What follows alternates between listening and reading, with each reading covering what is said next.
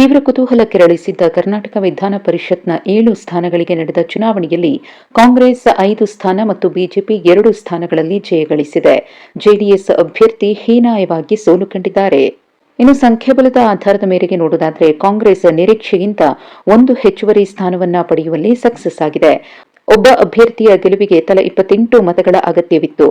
ಹೌದು, ಸಂಖ್ಯಾಬಲವನ್ನು ಆಧರಿಸಿ ಕಾಂಗ್ರೆಸ್ 4 ಹಾಗೂ ಬಿಜೆಪಿ 2 ಸ್ಥಾನಗಳನ್ನು ಗೆಲ್ಲಲಿದೆ ಅಂತ ಎಲ್ಲರೂ ನಿರೀಕ್ಷೆಯನ್ನ ಇಟ್ಟುಕೊಂಡಿದ್ರು.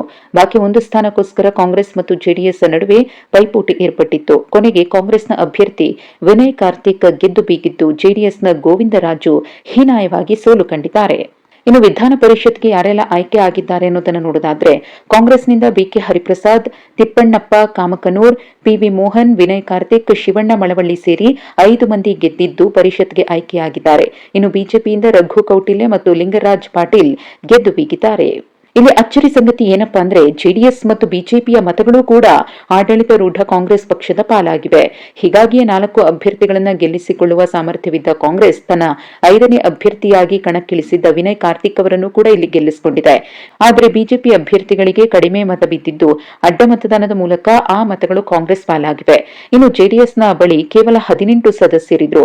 ಆ ಪೈಕಿ ಹಲವರು ಕಾಂಗ್ರೆಸ್ಗೆ ಮತ ಹಾಕಿರುವ ಸಾಧ್ಯತೆಯೂ ಕೂಡ ಇದೆ. ಯಾಕಂದ್ರೆ ಜೆಡಿಎಸ್ ಅಭ್ಯರ್ಥಿ ಗೋವಿಂದರಾಜ್ ಅವರಿಗೆ 14 ಮತಗಳಷ್ಟೇ ಬಿದ್ದಿವೆ. ಇನ್ನು ವಿಧಾನಸಭೆಯ ಒಟ್ಟು 224 ಸ್ಥಾನಗಳ ಪೈಕಿ ಸದ್ಯ 222 ಸದಸ್ಯರಿದ್ದಾರೆ.